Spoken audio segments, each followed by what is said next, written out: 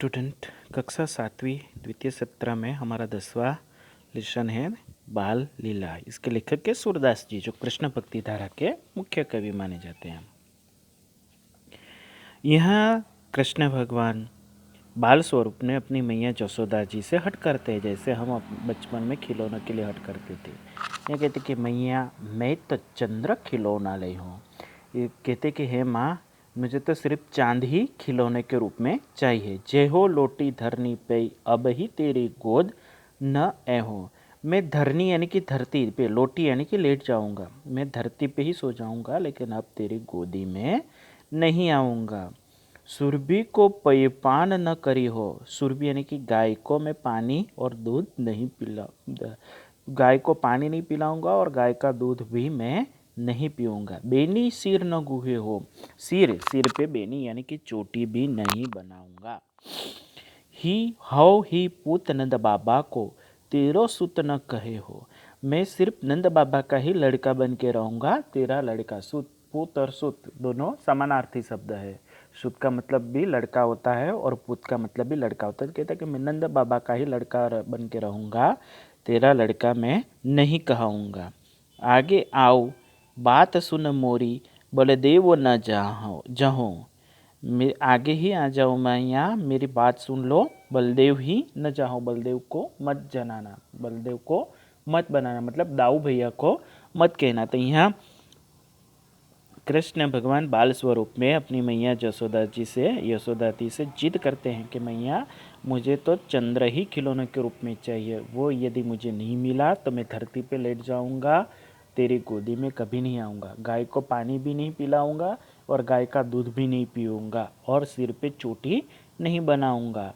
मैं सिर्फ नंद बाबा का ही लड़का रहूँगा, तेरा लड़का नहीं कहा जाऊँगा। हे मेरी माँ, तो आगे आओ और मेरी बात सुन। बलदेव को नहीं बताना। बलदेव जान नहीं पाए। जबकि दूसरे दोहे में सूरदास जी कहते हैं कि मैया मोरी मैं नहीं माखन खायो, भोर गए गायन के पाचे, मधुबन मोही पठायो। यहाँ आगे कहते हैं कि हे मैया, मैंने तो माखन नहीं खाया, मैं तो भोर यानी कि प्रातः ही गायों के पीछे मधुबन में चला गया था। पठायो यानी चला गया था। चार पहर बंसी बट भटक्यो, सांझ परे घर आयो। चारों पहर तक मतलब दोपहर, सुबह, प्रातः, सुबह, दोपहर, शाम और रात्रि संध्या तक मैं जंगल में ही था और बंसी बट यानी कि बांसुरी बजा रहा था और सांझ पर मैं तो घर आया।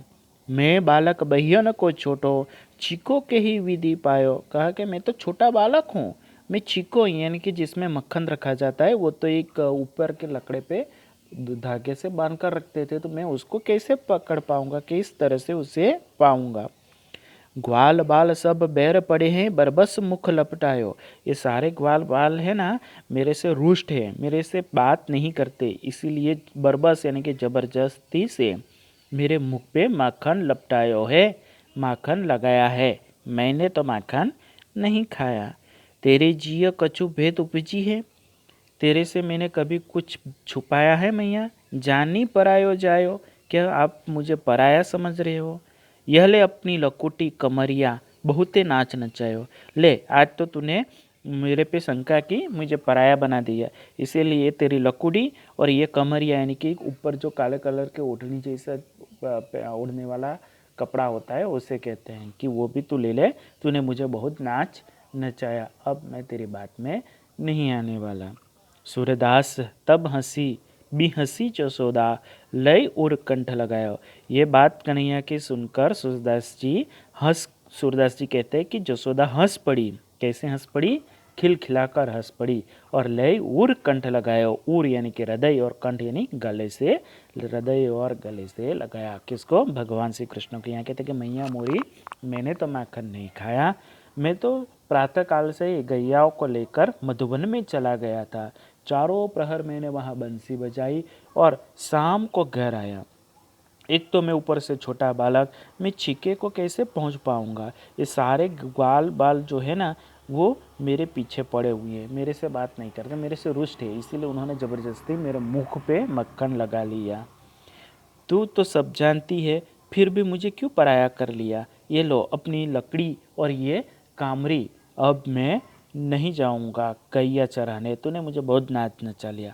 ऐसा सुनकर सूरदास जी कहते कि मैया यशोदा हंस पड़ी और कान्हा को गले से लगा लिया। अब हम ये देखें, ये शब्दार्थ है और ये अभ्यास के शब्द के अबही, करी हो, कह हो, ऐ हो, भटक्यो, बिहसी, ये ब्रज भाषा है। बाल लीला पद्यांश के रचयिता कौन है? तो बाल लीला पद्यांश के रचयिता सूरदास जी है। कौन है? सूरदास जी है। सूरदास जी किसकी बाल क्रीड़ाओं का वर्णन कर रहे हैं? सूरदास जी बाल कृष्ण की बाल क्रीड़ाओं का वर्णन कर रहे हैं। किसकी? तो बाल कृष्ण की क्रीड़ाओं का वर्णन कर रहे हैं। कौन किससे रूठ गया? तो कृष्णा मैया यशोदा जी से रूठ गया। कृष्ण क्या लेने की जिद करते हैं? कृष्ण चांद को खिलौने के रूप में लेने की जिद करते हैं। क्या जिद करते हैं? चांद को खिलौने में के रूप में लेने की जिद करते हैं।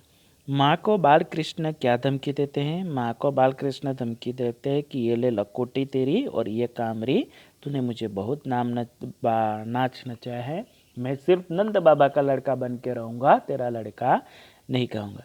कृष्ण के माता पिता का नाम बताइए। तो कृष्ण का माता पिता काव्य के आधार पर नंद बाबा और यशोदा मैया हैं। कृष्ण के बड़े भाई का नाम क्या था? कृष्ण के बड़े भाई का नाम था बलदाऊ सिंह। कृष्ण क्या धमकी देते हैं? तो कृष्ण पहले में धमकी देते हैं ना कि मैं तेरी धरती पे लेट जाऊंगा, तेरी गोदी में नहीं आऊँगा, मैं गायों को पानी भी नहीं पिलाऊंगा और गाय का दूध भी नहीं पीऊँगा, सिर पे चोटी नहीं बंधाऊंगा, ये लिखना है। बराबर। ये स्वाध्याय के प्रश्न आप ढूंढ लो, समझ में नहीं आए तो मुझे पूछ लेना। मैया में तो चंद्र खिलौना ले हो काव्य पंक्ति के रचयिता सूरदास जी है। कृष्ण की संदर्भ में माँ को दोष लगाते हैं कि कृष्णा माँ को चांद खिलौने के रूप में नहीं देने का दोष दिखाते हैं। और दूसरा कौन सा दोष देते हैं? नीचे की पंक्ति में देखें तो हम कि मुझे पराया बना दिया, दूसरों की बातों को जानते हैं। मक्खन न खाने की सफाई देते हुए वे कहाँ जाने की बात कहते हैं? मक्खन न देने की सफाई देते हुए वो कहते हैं कि मैं तो मधुबन में चला गया था, गायों को लेकर सुबह गया था तो शाम को वापस आया। कृष्ण की बाहें छोटी होने की क्या बात क्यों कह रहे हैं? कृष्ण बाहें छोटे होने की बात इसीलिए कहे क्योंकि वो छीके को नहीं पहुंच सकते। ये 2 या 3 मतलब ज़्यादा बड़ा उत्तर लिखना है तो आप काव्य से लिख सकते हो, समझ में नहीं आए तो पूछ लेना। ये सूचना अनुसार लिखना है। समानार्थी शब्द चंद्र तो चांद, दूसरा सोम चंद्रमा, धरनी धरनी यानी धरती, पृथ्वी, सुरभि का गाय, शुद्ध का पुत्र, पय यानी पानी, लकुटी यानी कि लकड़ी, उर यानी हृदय। बराबर। तत्सम शब्द पुत का पुत्र, मैया का माँ, मोरी का मेरी। बराबर। ये काव्य पंक्ति आपको काव्य देखकर पूरी करनी है और एग्जाम में पूछी भी जा सकती है कि निम्नलिखित काव्य पंक्तियाँ पूर्ण कीजिए, तो आप ये काव्य में से लिख सकते हो। बराबर। और इन पंक्तियों का भावार्थ तो मैंने यहाँ समझाया ही है, वही भावार्थ में लिखना है कि कवि इसमें क्या कहना चाहता है। फिर भी समझ में नहीं आया तो आप मुझे पूछ सकते हो। ठीक है।